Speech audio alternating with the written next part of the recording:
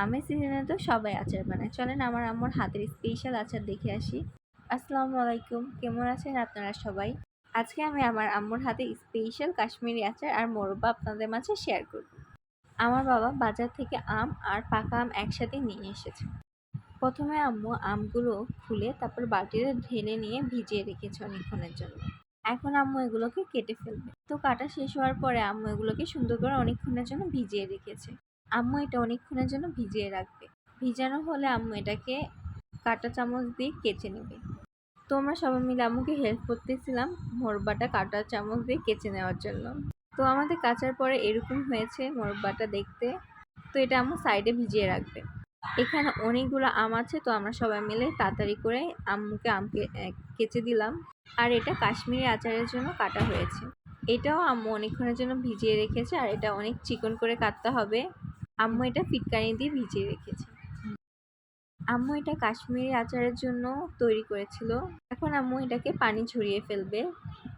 তারপরে আম্মু যে মোরব্বার জন্য আমগুলো কেচেছিল ওগুলো সব পানির মধ্যে ছিল, তো এটা তারপর আম্মু সেটাকে ভালো করে চিপড়ে সাইডে রেখে দিয়েছে। আম্মু এভাবে করে চিপড়াই নিচ্ছে। তো এটা আম্মু চিপড়ানোর পরে হালকা একটু ফ্যানের নিচে রেখে দিয়েছে, জানি পানিগুলো শুকায় যায়। তারপরে আম্মু এখানে পানির মধ্যে একটু লবঙ্গ, দারচিনি, তেজপাতা আর চিনি দিয়ে ভালো করে একটু নেড়ে নিয়েছে। এটা হচ্ছে কি গ্রেভি টাইপের কিছু একটা বানাইতেছে। তারপরে আম্মু কাশ্মীরি আচার বানানোর জন্য যে আমগুলো কেটে রেখেছিল সেগুলো হচ্ছে কি দিয়ে দিল সেই চিনির মিশ্রণটার মধ্যে। সেম ভাবে আবার মোরব্বাটার জন্য গ্রেভি তৈরি করার পরে মোরব্বাগুলো আমরা আবার দিয়ে নিলাম। তারপর আমরা ভালো করে মোরব্বাগুলো সব দেওয়ার পরে চুলাটা অফ করে সাইডে অনেকক্ষণ রেখে দিব। তাহলে সেই শিরাটা মোরব্বাটার মধ্যে খুব ভালোভাবে ঢুকবে। আর কাশ্মীরি আচারের ক্ষেত্রেও সেম। আমরা কাশ্মীরি আচারটার জন্য যে আমটা তৈরি করে রেখেছিলাম ওইটা দিয়ে দিব। তারপরে আমরা আবার কাশ্মীরি আচারটা উঠিয়ে ফেললাম, কারণ এখন আমরা ভিতরে যে মিশ্রণটা চিনির ওইটা আবার জাল দিব। আমটার সাথে থাকলে আমটা গলে যেতে পারে, তাই আমরা উঠিয়ে নিলাম। মোরব্বার ক্ষেত্রেও সেম কাজটা আমরা আবার করব, কারণ মোরব্বাটাও গলে যাবে। এখানে আমরা আদা কুচি আর শুকনো মরিচ কুচি দিয়ে নিব। দেওয়ার পরে আমরা ভালো করে সেটাকে আবার নাড়ব, তাহলে ফ্লেভারটা অনেক ভালো আসে। এই যে দেখেন আমরা এখানে অনেকক্ষণ ধরে জাল করে নিচ্ছি। একদম চিনির মিশ্রণটা একটুখানি ব্রাউন টাইপের হয়ে যাবে। ব্রাউন টাইপের হওয়ার পরে আমরা আবার কাশ্মীরি আচারটা সুন্দর করে শিরার মিশ্রণটার মধ্যে দিয়ে নিব। দেওয়ার পরে চুলাটা অফ করে কিছুক্ষণের জন্য রেখে দিব। এই যে আমরা চুলাটা অফ করে দিয়েছি। মোরব্বার ক্ষেত্রে আমরা সেম কাজটি করব।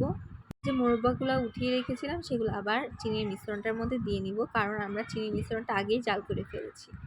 তারপরে আবার আমরা চুলাটা অফ করে দিব। এই যে পরের দিনের লুক, আমাদের কাশ্মীরি আচার দেখতে ঠিক এরকমটা হয়েছে। কালারটা কি সুন্দর আসছে, আর মোরব্বাটাও হয়ে গিয়েছে। মোরব্বাটা হতে আর কিছু টাইম লাগবে, বাট কাশ্মীরি আচারটা আমাদের পুরোপুরি হয়ে গিয়েছে। দেখতেই পাচ্ছেন এখানে মোরব্বাটি।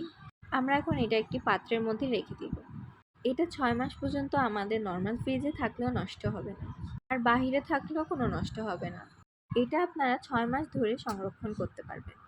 সেম কাশ্মীরি আচারের ক্ষেত্রেও তাই। আমরাও কাশ্মীরি আচারটা একটি বক্সের মধ্যে তুলে রাখছি। আর দেখেন কত সুন্দর হয়েছে কালারটা। পুরো একটা কাশ্মীরি আচারের মতন হয়েছে না?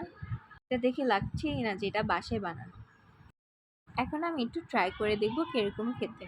মাশাআল্লাহ, অনেক মজা হয়েছে। পুরো কক্সবাজারের আচারটার মতন হয়েছে। আপনারা প্লিজ ট্রাই করে দেখবেন কিরকম হয়। খুব সহজ পদ্ধতিতে আম্মু এটি বানিয়েছে। আমাদের ভিডিওটি ভালো লাগলে লাইক, কমেন্ট, শেয়ার করবেন। ধন্যবাদ।